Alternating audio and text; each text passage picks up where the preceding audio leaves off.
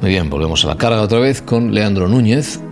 Una vez más, os leo, que es abogado y socio de Audens, despacho especializado en derecho tecnológico, privacidad, propiedad intelectual y derecho publicitario, y que acumula más de 20 años de experiencia. Antes de Audens, Leandro fue asesor en relaciones internacionales en la Agencia Española de Protección de Datos y representó a la AEPB, por ejemplo, en lo que hoy es el EDPB, el Comité Europeo de Protección de Datos, o en el Comité Consultivo del Convenio 108 del Consejo de Europa. Leo es abogado del ICAM en Madrid, máster en Derecho de las Telecomunicaciones y Tecnologías de la Información por la Carlos III, coautor de múltiples publicaciones y ponente en un montón de sitios. Y con él, que estuvo aquí por última vez en abril de 2020, yo pensaba que había sido hace nada, hace unos meses, y de aquella hablamos de privacidad desde el diseño, protección de datos desde el diseño. Pero hoy vamos a hablar de una recomendación del EDPB, por tanto del Comité Europeo de Protección de Datos, titulada Recomendaciones sobre la base legal requerida para la creación de cuentas de usuario en webs de comercio electrónico. ¿No? La típica imposición, si queréis, de muchas webs de abrirse una cuenta antes de comprar, que está todavía en una primera versión y ha recibido ya feedback o respuestas y opiniones de diferentes actores en la industria. Por tanto, vamos a hablar de comercio electrónico, de la frontera entre comercio electrónico y mercado publicitario, del modelo de negocio basado en esa relación continuada, la motivación o el imperativo para ofrecer cuentas de invitado, por ejemplo, a la hora de permitir una compra suelta. Y, por supuesto, podéis contar con ello, nos iremos por los cerros de Úbeda a la hora de hacer un análisis creativo y entretenido, para nosotros al menos, de todo ello. Vamos a por ello.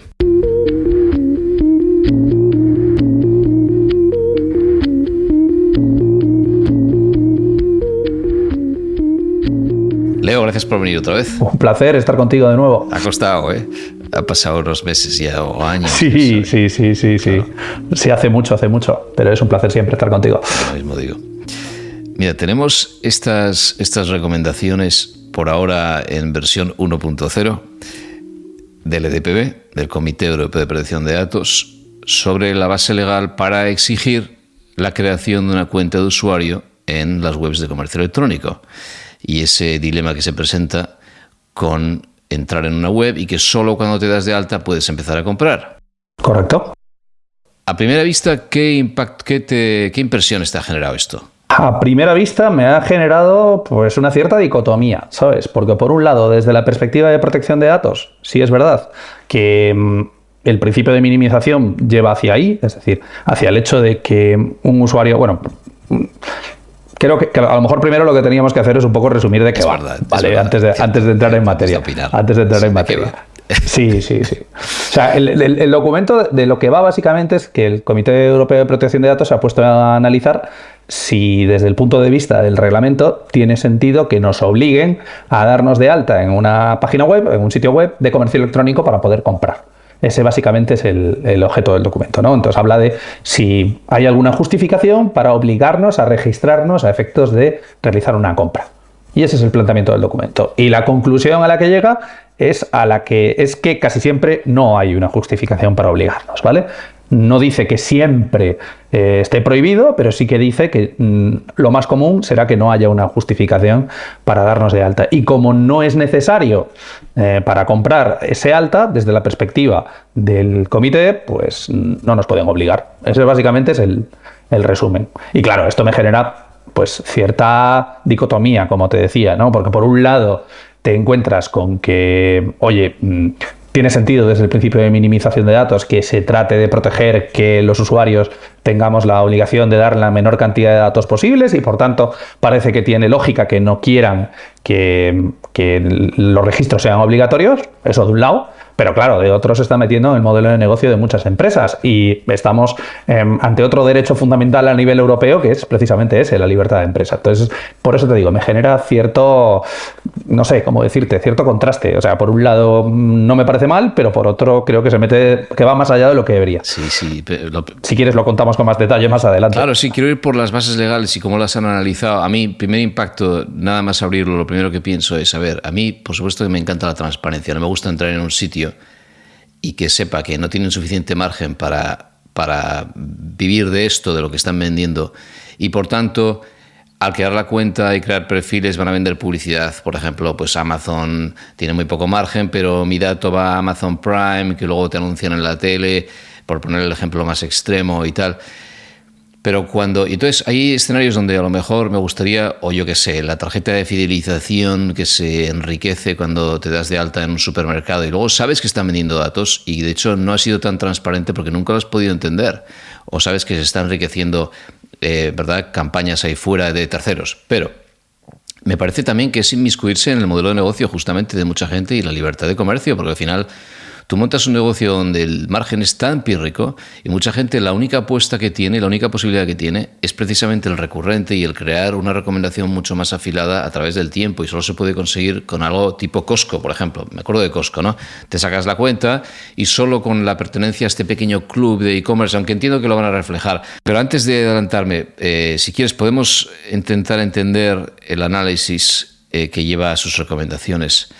Y cómo van yendo base legal a base legal. ¿Por dónde lo abordarías primero? No, yo empezaría por el 6.1b, que es la más típica, ¿no? Por la obligación contractual, que es, exacto, digamos, la más evidente.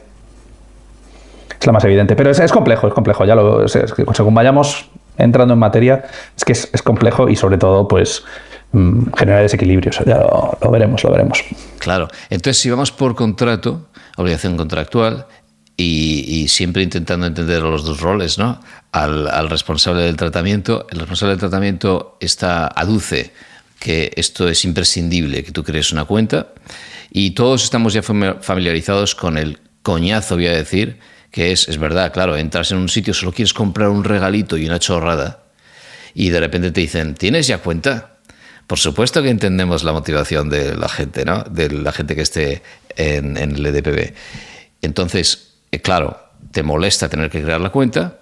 Por el lado del responsable, en muchos escenarios te pueden decir un montón de cosas y aquí se analizan unas cuantas. ¿Alguna que te parezca bastante sólida en cuanto a justificación para apoyarse en el contrato como para exigir esta apertura de cuenta? La que me parece más sólida quizás no está tanto en el documento del del Comité Europeo de Protección de Datos, como en una sentencia de febrero de un tribunal de Hamburgo, ¿vale? Que es la sentencia sobre el caso Otto. Otto, no sé si lo conoces, es un marketplace muy grande alemán.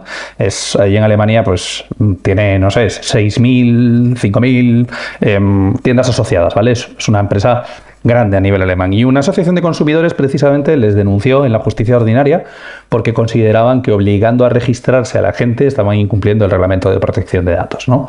De hecho, yo creo que ese caso es un poco el origen de que el supervisor, o sea, del Comité Europeo se metiese a analizar este aspecto, ¿sabes? Porque por tiempo coincide bastante. Este documento del Comité Europeo es de finales de 2025, la sentencia que te cuento es de febrero de 2025. Entonces están en el tiempo más o menos con un espaciado razonable dentro de los tiempos de trabajo del comité. Pero bueno, esa sentencia lo que viene a decir es que en marketplaces complejos sí que se puede entender que hay una necesidad, ¿no? Porque como hay tal cantidad de actores y las relaciones que se establecen entre usuarios, vendedores y distintos parámetros de la cuenta necesarios, pues, para preferencias, pues entendieron que sí que era necesario, ¿no? Entonces, desde la óptica de los negocios, desde luego, hay varios factores que lo justifican, ¿no?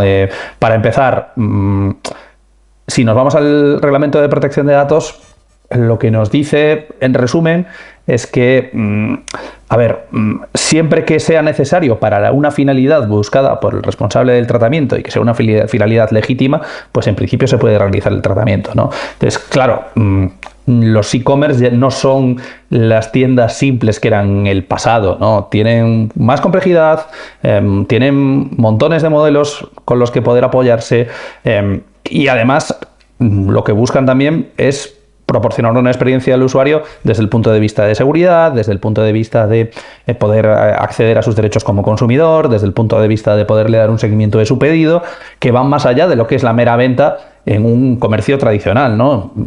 Entonces, esa justificación se podría llegar a entender. Pero claro, al mismo tiempo eso choca con la lógica del reglamento del Comité Europeo de Protección de Datos, que lo que busca digamos, es el equivalente funcional a cuando vas al Mercadona a comprar un brick de leche, que nadie te pide que te registres. Es verdad que puedes tener un programa de fidelización en caso de que las empresas ya empiezan, lo establezcan. No Mercadona, Sí. Pero, está claro. Pero la verdad que ya, oye, ¿cómo? Por supuesto que también es un fastidio que en el mundo offline ya, ¿cómo molesta llegar a la caja, comprar una chorrada en el mundo offline, en la tienda, ¿verdad? En el Zara de turno. Y que según llegas ya te están pidiendo el email. Primero, siempre cuando te preguntan el email te mando la factura por email, con esta excusa tan suave, te la mando por email o te la doy en papel. Y ya está, ya has dado el email, ¿sabes? O te abro una cuenta. ¿Eres ya miembro cuando vas a pagar? Sí. ¿Cómo que soy ya miembro? Si precisamente el anonimato es el mayor disfrute de esta compra que voy a hacer.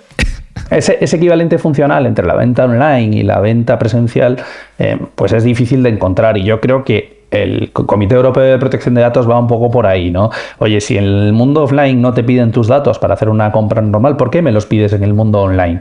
Y podríamos decir, oye, es que es necesario para mandarte el paquete. Perfecto. Entonces también me lo puedes mandar como invitado, ¿no? Yo te doy los datos para este pedido y cuando me lo envías, pues se supone que no los utilizas para nada más, ¿no? Pero realmente las cosas son más complejas hoy en día. El comercio electrónico no se limita ya a esa compra y venta tradicionales, todo ha evolucionado muchísimo y esto pues genera tensiones lógicas. Entonces ya te digo, yo tengo ahí pues como el corazón partido. Por un lado, estoy de acuerdo con el principio desde la perspectiva de protección de datos y de hecho desde el despacho llevamos muchos años diciéndole a los clientes que en la medida de lo posible permitir la compra como invitado tiene todo el sentido. Primero, desde la perspectiva de protección de datos, porque la minimización es un principio importante y los periodos de conservación cuando tienes cuenta se van a años. Y luego, si quieres, te pongo un ejemplo real que me ocurrió a mí, pero vamos, que es la realidad. Normalmente porque no se implementa bien la normativa de protección de datos, ojo, no porque se cree la cuenta de usuario, pero es un hecho.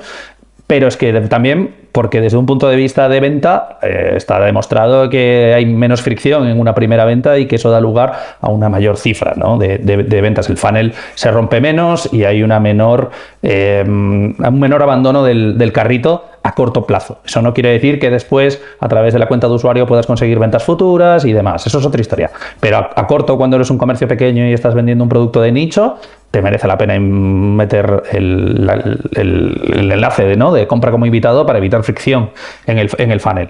Pero eso es otra historia, eso ya es una decisión empresarial. Aquí lo que está haciendo el Comité de Protección de Datos es decir, oye, no, es que esa decisión empresarial no basta en la mayor parte de los casos, porque si metes una cuenta de usuario estarías incumpliendo el reglamento. Y es una afirmación para mí un poco categórica además, ¿sabes? Ahí está. Obviamente me molesta entrar a una web y tener que darme de alta. Obviamente, es lógico. Como usuario lo que quieres es entrar y te dejen comprar. Pero ¿qué derecho tienes tú a exigir a una empresa que además cuando rascas un poco y trabajas con estas empresas, descubres lo mal que van? Es decir, lo pillaos que van en cuanto a márgenes. En el comercio electrónico van muy pillaos, le dejan todo el margen a Meta, a Facebook, a Instagram para poder hacer campañas.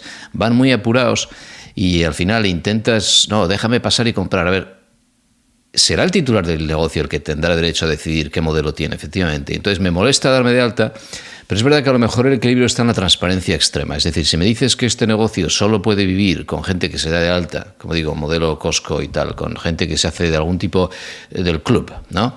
Y por tanto, solo mediante recomendaciones y relación a largo plazo se justifica la relación y la venta, porque en ventas sueltas el negocio, aunque convierta mejor y hay otra decisión de negocio, como dices, ¿no? El entrar como invitado pues puede funcionar, pero que solo la relación a largo plazo se justifica por esa especie de asesoramiento continuado.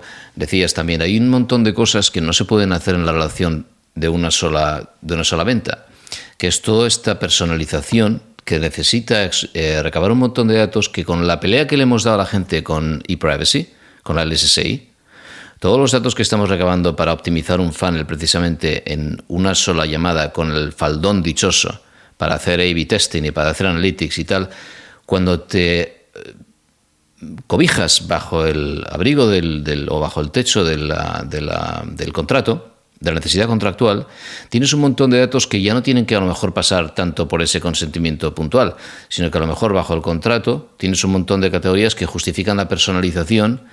Y no estoy diciendo no cumplir con la minimización del recabado, estoy diciendo simplificar el tratamiento, porque todo va enfocado a ese propósito, ¿no? Entonces también lo veo así. Sí. ¿Se te ocurre algo más antes de pasarnos al siguiente? Sí. Es que si te das cuenta, desde el punto de vista de bases de legitimación, hay dos grandes bases que pueden permitir esto, si te vas a reglamento puro y duro, ¿no? Una podría ser la contractual. Oye, es que esto es necesario para poder hacer la compra y la venta, ¿no? Eso parece claro que no, porque si existen comercios electrónicos que permiten hacer las ventas como usuario invitado, pues eso da a entender que no es necesario registrarse para comprar y ergo para vender dentro de una plataforma de estas características, ¿no? Entonces, claro, que si quieres hacerlo obligatorio, ¿qué alternativa te queda? Pues el interés legítimo, porque no tienes ninguna ley que obligue a la gente a registrarse en estas plataformas, salvo para productos muy concretos. Oye, mira, es que voy a comprar un producto que puede tener un doble uso, yo qué sé, pues algún tipo de potasio que se puede utilizar en química, yo no lo sé, ¿vale? Pues en esos casos te tienes que registrar, perfecto. Pero en el resto de casos donde no existe esa obligación, la vía es el interés legítimo. Y el problema que tiene el interés legítimo, tal y como lo están interpretando las autoridades de protección de datos, empezando por la española, es que, claro, se basa en un test de idoneidad, necesidad y equilibrio. Y la clave está en el punto de la necesidad, ¿no? Ellos que te dicen, oye, es que no es necesario porque se puede hacer la venta sin pasar por la utilización de la creación de las cuentas de usuario. Claro, pero cuando analizan la necesidad no se dan cuenta de que un factor esencial a tener en cuenta es si la solución que se le está proponiendo como alternativa es eficiente igualmente, ¿vale? O sea, es decir, si desde un punto de vista práctico funciona de una forma razonablemente igual a la alternativa por la que el responsable del tratamiento está optando, que en este caso es obligar a registrarte, ¿no? Entonces, claro, desde un punto de vista de necesidad, cualquier innovación que integres, vamos a llegar a la conclusión de que no es necesaria, porque existen siempre formas menos intrusivas de hacer las cosas. Oye, mira, pues no vayas en coche porque yendo en bicicleta contaminas menos, ¿sabes? Ir en coche no es necesario. Estoy exagerando, evidentemente, pero a lo que voy es a eso, ¿no? También se ha aplicado para los temas de biometría, también se está aplicando para los temas de inteligencia artificial y de Big Data. Oye, no utilices este tratamiento porque es que hay otros que son menos intrusivos o que utilizan tecnologías más conocidas para lograr el mismo fin. Y eso, claro, nos genera una sensación de que la innovación se penaliza, ¿sabes? Y eso desde el punto de vista del reglamento es peligroso. Y a nosotros como abogados nos cuesta mucho explicárselo al cliente, porque te dice, es que cada cosa nueva que intento hacer, cada vez que quiero optimizar mi funnel, cada vez que quiero mejorar mi data, me ponéis pegas. Y es complicado, ¿sabes? Sí. Sí, lo he sufrido también intentando ayudar a empresas, y es verdad, y me pongo en sus carnes y lo pienso, y digo, madre mía, es verdad, es que cuántas piedras en el camino, porque es verdad que en interés legítimo la parte de necesidad nunca jamás tiene en cuenta la viabilidad de negocios, como que siempre se queda. En Europa sí que tenemos ese pequeño caveat, nunca la tenemos en cuenta, pero aquí incluso hay elementos donde sí se podría superar el test y se mencionan en este documento que me has pasado, ¿sí? en la versión 1, que es seguridad, por supuesto, elementos de seguridad donde dices, bueno, este tipo de compra exige abrir una cuenta porque tenemos que introducir ciertas salvaguardas para evitar el fraude. Uh-huh. Y, por ejemplo, el escenario de una cosa que sí que es cae muy bien dentro de interés legítimo, que es que tú me has pedido algo que yo te tengo que mandar. Y, por tanto, hay una dirección de envío que va a haber que pasar a lo de siempre. Ese responsable independiente para el envío del paquete, que sea UPS, que sea quien sea, eso siempre lo va a haber. Y es verdad que se simplifica la vida abriendo una cuenta, pero que tampoco es necesario. Y también podrías tener cuenta con el tercero directamente. Entonces, interés legítimo se lo van cargando poco a poco. Sí, no. Y aparte, si te das cuenta, ya hubo un documento sobre el análisis del apartado 6.1b del reglamento en su día, ¿vale? En el que, si no recuerdo mal, había un ejemplo, te estoy hablando de memoria, ¿vale? Había un ejemplo en ese documento del comité que decía que si un usuario elegía como forma de recogida en tienda o recogida en un punto de estos de conveniencia que llaman ahora, ¿no? Pues uno de estos buzones inteligentes donde puedes dejar las cosas, que no tienes legitimación para pedirle su dirección, ¿sabes? Porque claro, lo va a recoger él. Entonces, ¿qué más te da donde vive? Entonces, esto ya lo ha dicho el Comité Europeo de Protección de Datos anteriormente. Entonces, claro, lo pones en relación con esto otro y la cosa se va complicando. Entonces, ya te digo que este principio de necesidad aplicado al comercio electrónico pues, genera fricciones. Y genera fricciones porque muchas veces las páginas web no están diseñadas para solicitarte unos datos u otros en función de ese tipo de decisiones que tomas, ¿no? Entonces, claro, la protección de datos desde el diseño se vuelve más importante que nunca. Porque no solo te obliga ahora aparentemente a generar estas cuentas de invitados, sino también a tener alternativas en función de la forma de entrega que elige el cliente, que la cantidad de datos que pida sea una u otra, y luego además lo que ya te obligaba en el pasado, ¿no? Pues el ejemplo este que te comenté que te iba a poner, ¿no?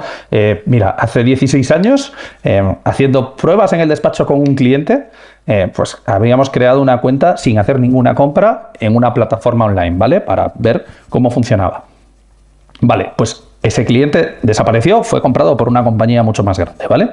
Y, o casualidad, 16 años después, esa compañía más grande nos ha pedido al despacho también que hagamos unas pruebas sobre su página, a efectos, pues sobre todo, en este caso, de la DSA, directiva, perdón, del reglamento de servicios digitales, ¿vale? Sí, claro. Entonces, pues nos pidió que hiciésemos unas pruebas. Entonces, ¿qué hice? Pues probar con esa cuenta de usuario que tengo yo, que utilizo para hacer pruebas. Pues 16 años después, esa cuenta que nunca se usó para comprar y que además se había creado con otra sociedad, seguía existiendo y me decía, no puedes crear una cuenta de usuario, tienes que pedir que se te recuerde la contraseña para darla de alta. Y dices, ¿pero qué me está contando usted? 16 años después. Por eso, en el mundo analógico le metieron una multa a Bankia en su día, bastante elevada, porque se dirigió a un cliente que llevaba 16 años, además también 16 años, sin tener movimientos con una cuenta cerrada, ¿sabes? Y cuando fueron las fusiones de las cajas, pues le mandaron una carta. Y es verdad que el hecho de que hubiese una fusión se utilizó como un elemento para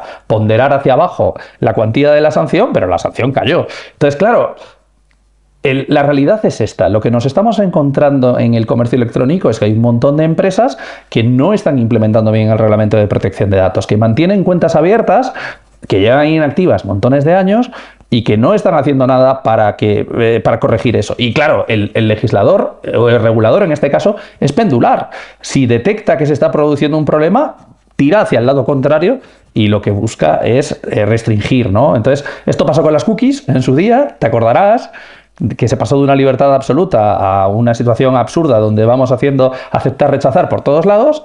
Y es lo que hay, y al final la mayoría de los usuarios avanzados lo que hemos hecho es colocar un robotito que le va haciendo por su cuenta en el navegador el rechazar en todos lados, pero aquí ha ocurrido un poco lo mismo, ¿no? Pues de determinados abusos, de determinadas malas prácticas, pues a lo que ha llevado es a que el comité dé por hecho, pues eso, que si creas una cuenta de usuario va a permanecer abierta para siempre, cuando no debería ser así, que vas a hacer unos tratamientos de datos que se van a ir mucho más allá de lo que es la compra, cuando no necesariamente tendría que ser así, y acaba con documentos de este estilo, ¿no? Es que es verdad, es que el dato tiende a resucitar, ¿eh? Incluso cuando ves que no, es que voy a hacer una purga de la base de datos, siempre de alguna manera hay una copia de seguridad, de alguna manera aflora otra vez aquella fila que pensas que se había eliminado.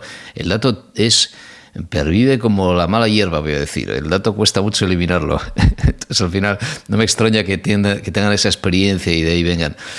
Pero es verdad que hay un riesgo aquí si se pasan en el lado de la interpretación del interés legítimo en favor de la viabilidad del negocio, y es que colinda demasiado con el mercado publicitario y se podría hacer la analogía de que si empiezas a tocar esto, empiezas a tocar el mundo de interés legítimo en recabo de datos para ese mercado, donde la gran diferencia, por supuesto, que me parece abismal, es que ahí entra un ecosistema de terceros de muy difícil gestión, mientras que en comercio electrónico todo es muy primera parte, a menos que hablemos de lo que decíamos al principio, que es que comercio electrónico sí que empieza a tener vasos comunicantes con mercado publicitario, porque a veces es lo que lo hace viable. Lo que ha pasado aquí en Estados Unidos con Kroger y con Walmart, donde empezaron creando la tarjeta de fidelización. Bueno, en España se conoce por Carrefour y todos los demás, pero tarjeta de fidelización. Y ahora es el gran negocio, obviamente, porque al final los márgenes son de un 3% y un 2% en la venta de alimentos, ¿no? En como se diga, en este tipo de negocio, comercio electrónico minorista de alimentación y tal, y sin embargo descubren que cuando ese mismo dato de la tarjeta de fidelización lo ponen en valor en el mercado, en retail media, los márgenes son del 30-40%, se ponen a un nivel ya casi meta. Y entonces dicen, ostras, esto acaba con todo el problema que teníamos y se convierten en grandes plataformas de datos. Y entonces están muy, muy, muy motivados a crear cuentas de usuario para todo lo que hagas y, por supuesto, y ahí entra la otra pieza que no hemos comentado todavía, esta omnicanalidad que todo el mundo está obsesionado, lógicamente, que es cómo hago el puente entre la compra en e-commerce y que luego te veas a la tienda cuando la tienda tiene versión online y offline tipo Zara. La única manera de hacerlo es que te abras la cuenta y que luego cuando vayas te den la brasa pidiéndote el email a ver si tenías esa cuenta. Y lo hacen todos. Hace poco me pasó con una tienda de zapatos. Ostras, estos de los zapatos también. Claro, ya quieren hacer la omnicanalidad y ya quieren conectarlo. Total, que entonces ahí hay una parte de negocio de muy difícil gestión y el EDPB está diciéndonos que vayamos a por la minimización de datos. Y la solución que están dando, como tú decías, ahora es esta idea de siempre poner el botón de continuar como invitado. Y creo que tienes razón en que continuar como invitado no ha venido por un deseo de minimización en el recabado, ha venido por un deseo de conversión. De que, como decías, es una fricción, está probado que la gente convierte más rápido si les dejas fluir hasta el final. ¿Cómo ves esta parte final del documento? Porque terminan con esto, con las recomendaciones y algunas excepciones que aceptan. En el mundo de relaciones, por ejemplo, hablan de las suscripciones. Cuando tienes una relación de suscripción, obviamente es un servicio continuado y está claro. Pero, por ejemplo, cuando hablan de prevención del riesgo o de fraude, cuando hablan de otras excusas, como las llaman, al final siempre encuentran la manera de proponer que no se haga una cuenta de usuario. A ver, de entrada tenemos que partir de una base, ¿no? Que el documento deja claro que hay un montón de aspectos que quedan al margen de este documento. O sea, si te vas al principio, te va a decir pues que los marketplaces sociales, que no sé, que los servicios de suscripción audiovisual, las grandes plataformas audiovisuales, ¿no? Que todos conocemos, o que, no sé, los medios de comunicación cuando son de pago, o cosas por el estilo, ¿vale? Están fuera del ámbito de aplicación de este documento. Entonces, oye, ya partimos de la base de que esto se está centrando principalmente en comercio electrónico de productos y servicios tradicionales, no de productos online, no de productos digitales, ¿vale? Estamos hablando más de ese ámbito. Y a partir de ahí, sí, lo que hace el documento es decir, oye, el estándar debe ser el que no haya una cuenta de usuario, pero oye, cuando tengas una justificación para poder, o cuando seas capaz de demostrarme que es necesario para el servicio concreto tener esa cuenta, pues, y no solo útil para poder vender datos, como bien has comentado, pues podrías tenerla, ¿no? Lo que tienes que hacer es argumentarlo desde una base de principio de necesidad. Y entonces podrías crearla, ya te digo, obligatoria. Pero para mí, a lo que nos está llevando este documento principalmente es hacia buscar que estas cuentas de usuario efectivamente nos den un valor añadido, ¿no? O sea, de lo que se trata aquí por parte del comité es decir, oye, esto tiene que ser voluntario. Y entonces eso lo que llevará a los negocios es decir, vale, pues si es voluntario le tengo que dar alguna ventaja a la persona que se crea una cuenta de usuario. Y yo creo que va un poco por ahí, ¿no? Oye, si tú vas a conseguir ese 30, ese 40% de margen porque estás comercializando mi dato, pues oye, repercútemelo de alguna forma.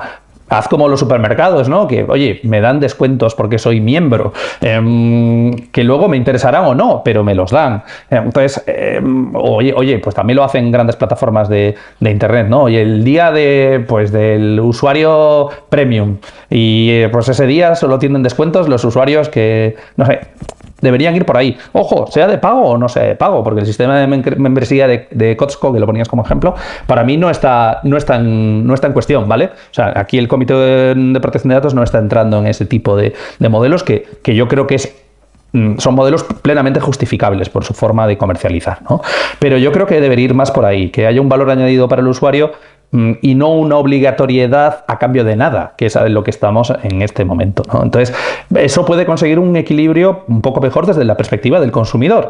Pero claro, eso es normativa de consumo y estamos en normativa de protección de datos. Entonces, y esta forma de que desde una norma de protección de datos se afecte a otra de consumo, pues siempre chirría un poco, ¿no? Y por eso te digo que tengo el corazón dividido. De un lado me encaja, pero de otro lo veo complicado y además creo que a algunos negocios les puede suponer un auténtico problema, ¿no? Porque además, date cuenta, los costes de desarrollo que este puede suponer y las recomendaciones del Comité Europeo de Protección de Datos tienen una cosa buena y una mala.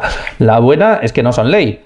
La mala es que están interpretando una ley que ya existe. Entonces, claro, lo que te están diciendo es que no me lo he inventado yo, eso ya es así. Te lo estoy poniendo negro sobre el blanco, pero ya lo deberías haber hecho. Y claro, lo que dicen los comerciantes es, ostras, y ahora estoy incumpliendo desde hace 8 años y me acabo de enterar, y me va a suponer un dineral cambiarlo. Pues yo les entiendo, ¿no? Y esa es un poco la situación.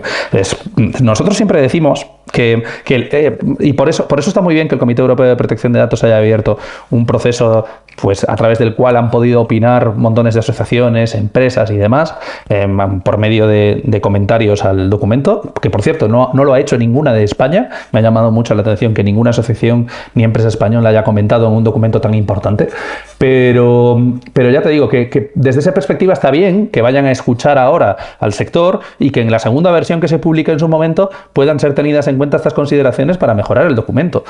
Porque, claro, en España tenemos el precedente, pues eso, de la biometría, si te acuerdas, de que de repente la agencia saca una guía y todo el mundo que había instalado huella digital para fichar se ha encontrado con que la tiene que quitar, ¿sabes? Entonces, ese tipo de decisiones que influyen de forma tan profunda en el mercado, pues tienen que ser siempre con una, digamos, una conversación con el sector. Lo que llamáis en Estados Unidos los stakeholders tienen que, pues eso, pronunciarse y con eso lograr situaciones más equilibradas, porque ya te digo, en caso contrario se corre el riesgo de cargarse muchos negocios que han creado su sistema de comercio electrónico de completa buena fe, porque es que todo el mundo lo tenía igual y nunca se había cuestionado. En España hay una guía de comercio electrónico hecha conjuntamente por la Agencia de Protección de Datos y por el INCIBE hace unos cuantos años y no se dice en ningún momento que no se puedan crear cuentas obligatorias. Y de hecho se dice que, oye, cuando sea obligatorio crear una cuenta para vender,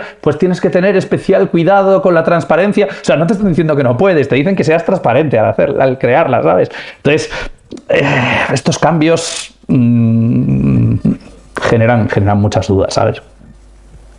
Claro, es verdad que en cuanto la agencia española se haga eco de esto, que es verdad que en España la agencia tiene mucho peso, en el mercado español la agencia tiene mucha autoridad y esto permee. Pero estoy pensando que si tocas la parte de consumidor, desde protección de datos sí que estás tocando algo delicado, y también has dicho una cosa, y es que los medios están fuera, están excluidos por el propio documento. El consumo de medios, de la prensa, cuando te das de alta a cualquier medio basado en suscripción. ¿Y por qué tiene que ser así? Por ejemplo, ¿no? ¿Por qué tiene que ser así? Porque puestos a meter el dedo en un modelo de negocio, ¿por qué no puedo leer un artículo y pagar con un micropago anónimo a leer ese artículo, como se lleva diciendo 20 años, ¿verdad?, que vamos a intentar implementar? ¿Por qué tengo que darme de alta en el periódico y meter la tarjeta y abrir una cuenta? ¿Por qué no, puestos a minimizar el recabado, ampliar esta prerrogativa, ¿verdad?, y decir a los medios que también tienen que permitir el leer como invitado y pagar noticias sueltas como invitado? O sea, si te puedes meter a minimizar datos donde, ¿verdad?, hay un solapamiento con el modelo de negocio, puedes ir muy lejos por ser controvertido. A ver, siendo incluso más controvertido, ¿sabes? Porque la excusa que utilizan es que, claro, que para acceder a contenidos digitales, lo que estás en el fondo es accediendo a bienes protegidos por propiedad intelectual, que se basan en licencias, y cuando te conceden una licencia de uso, el licenciante pues tiene que tener la capacidad de saber a quién licencia, ¿vale? Entonces, eso es un poco la excusa que hay detrás. Pero es que en el fondo las plataformas de comercio electrónico también son software.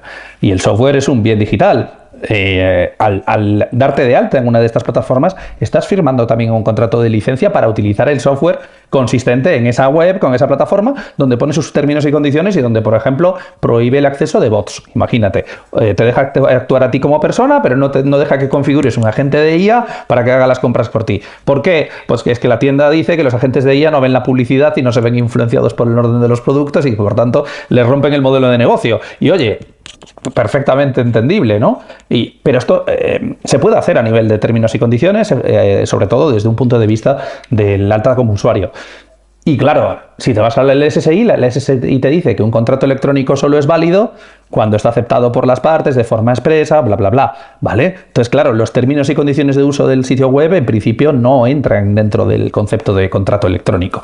Entonces, es el alta de usuario el que le permite a la plataforma ponerte límites para que no vayas más allá de lo que la plataforma permite, ¿no? Es la licencia de software que te da para acceder a su sistema el que impide, por ejemplo, que metas bots. Entonces, claro, las plataformas dicen es que esto es una medida que yo implemento para evitar que se haga scraping, por ejemplo, o que se hagan compras automatizadas. Bueno, AI. Claro. Lo que ha hecho, lo que decíamos, Amazon ha habido esa pelea. Sí, con Perplexity. Contra Perplexity. Sí. Súper interesante. Justo.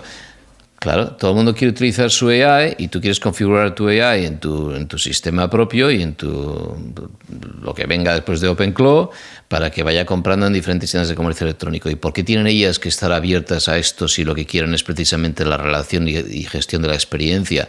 Pues solo en los términos y condiciones y solo mediante el contrato van a poder regular que seas tú como individuo y por tanto susceptible a la influencia, a la venta cruzada, al upselling, al cross-selling, al carrito que añade cositas el último minuto. Correcto. Y si te vas al documento del Comité Europeo de Protección de Datos, lo que dice es, oiga, ponga usted un CAPTCHA o ponga tecnologías equivalentes. Pero lo que no dicen es que ese CAPTCHA y esas tecnologías equivalentes, lo que son, en realidad, desde un punto de vista jurídico, son medidas de protección para la propiedad intelectual, para proteger esa licencia que tú has concedido. Entonces, claro, si no acepto unos términos de licencia a efectos de darme de alta, ¿cómo me justificas esas medidas de protección en la plataforma? ¿Sabes? Porque, entonces, ¿qué habría que hacer? Pues aceptar unos términos y condiciones. Claro, tendríamos que tener unos términos y condiciones distintos para invitado, que también sean aceptados, para que el invitado también quede vinculado por ellos. Pero claro, todo esto modifica toda la arquitectura jurídica detrás de un sitio web. Entonces ya te digo que no es sencillo desde el punto de vista técnico, no es sencillo desde el punto de vista contractual. ¿Se puede hacer? Por supuesto. Hay montones de páginas que funcionan con usuario invitado, pero el problema es que viene sobrevenido para muchas de estas empresas que no lo tenían claro desde el principio, que han hecho una inversión en montar una plataforma y que un cambio de estas características les puede suponer un quebradero de cabeza ya no solo económico, sino también desde el punto de vista funcional, organizativo y legal. Claro. Oye, como conclusión entonces, Leo, por terminar, veo aquí como dos grandes, una división muy grande. Veo la pyme de comercio electrónico, donde poco se puede mover, porque todo el mundo tira de plataformas precocinadas. Hasta hace poco se utilizaba lo típico, ¿no? Plataformas que ya te vienen dadas por los grandes mundos, el Shopify, ¿verdad? Lo que fue el mundo de WordPress, el Magento, y eso viene como viene. Y hay brokers, hay pequeñas consultoras para pymes a nivel de provincia y tal, que todos conocemos, que al final ayudan al pequeño negocio a ponerse online y van a venir con el continuar como invitado, ya está metido en la caja, y el continuar dándote de alta. Y estas empresas están pensadas mucho para esa relación de primera parte. Al final se meten en el lío que todos conocemos de que tienen que enviar datos por el Conversion API de las ventas convertidas a Meta, y empieza el lío de siempre, que es para otro día, es para tratar en ese espacio. Claro, son víctimas de ello. ¿Cómo van a vender? Tienen que mandar el dato a TikTok, porque si no, no venden nada, porque si no, no hay señal de conversión, y es otro problema. Vale.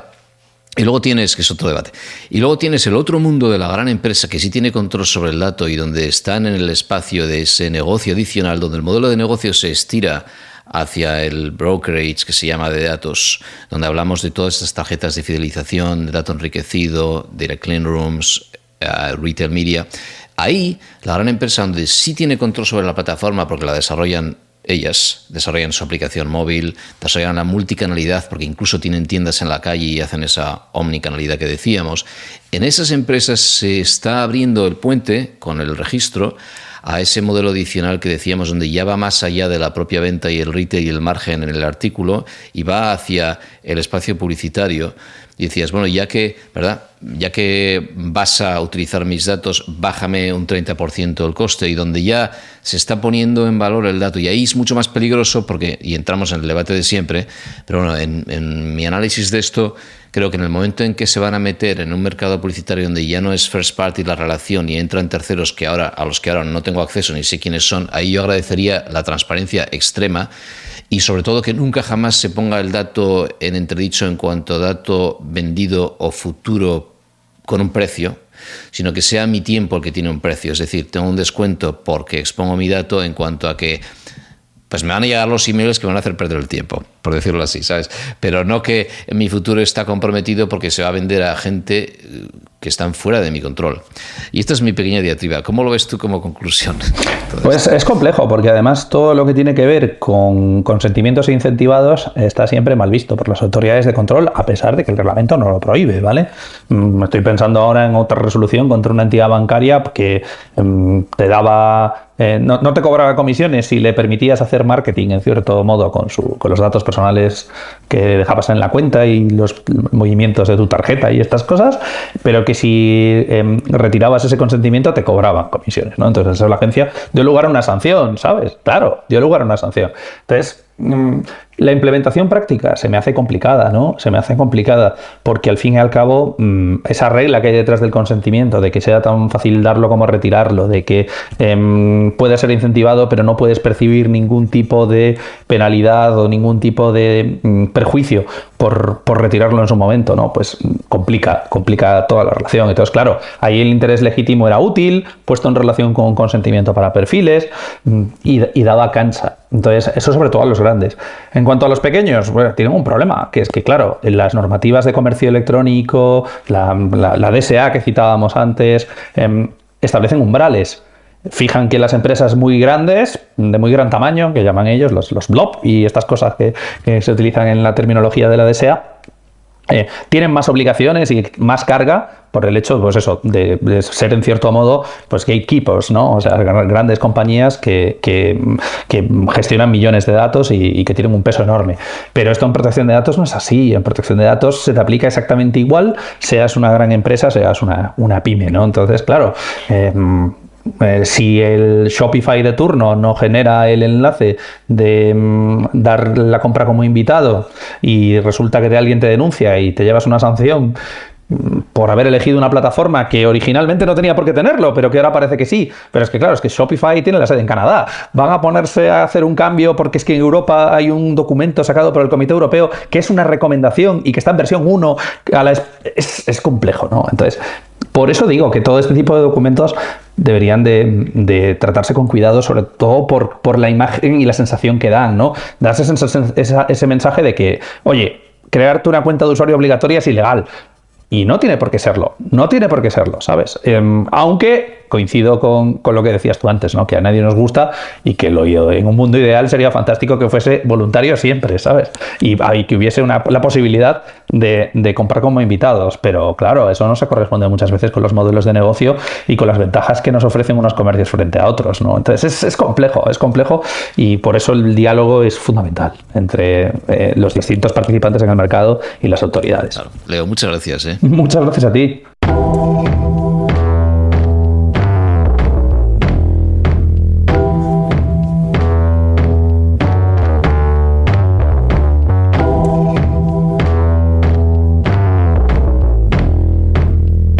Hasta aquí hemos llegado. Hoy podrás encontrar más información sobre este episodio en mastersofprivacy.com, accediendo a la sección en castellano. Ahí encontrarás además algunos materiales complementarios e incluso eventos periódicos. También puedes seguirnos en Blue Sky o LinkedIn si te apetece. Gracias y hasta la próxima.